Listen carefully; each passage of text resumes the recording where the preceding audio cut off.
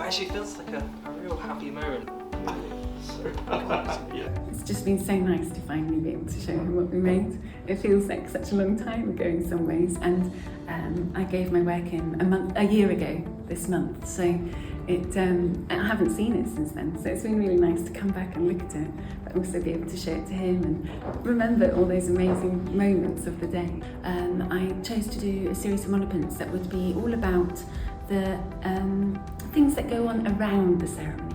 The ceremony itself is very overwhelming, very well documented by photography, but the parts that make the ceremony happen, that's what I really wanted to show. So the background scenes, the people doing things like shoeing the horses, or the men in their beautiful gold robes eating a packed lunch out of a paper bag, those things. So I had this vision that I wanted to create a series of records of that kind of background.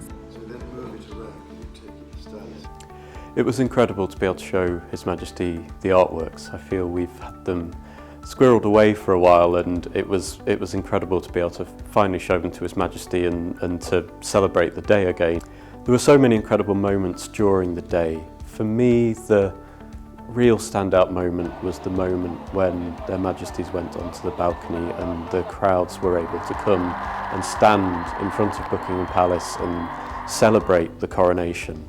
And it was that moment that I thought really stood out to me. The joy of the people, the mass of people waving flags and coming through to cheer and celebrate was such a special moment. And that's really the moment that I felt I should focus my largest work on.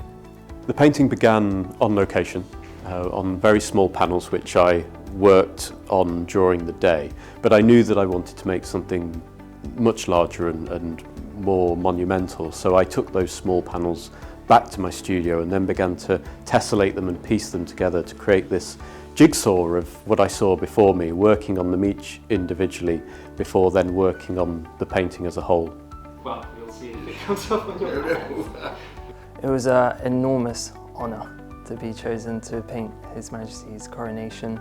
So on the day I was painting from Trafalgar Square, and I was very encapsulated by the view I had. On the right-hand side, I had the Mall and Admiralty Arch, where I knew the carriage was coming through, and then sweeping across down the Whitehall to Westminster Abbey. What was really challenging is the perspective, to try and get both angles right, and what centres it is the carriage, the golden carriage on their return back to Buckingham Palace.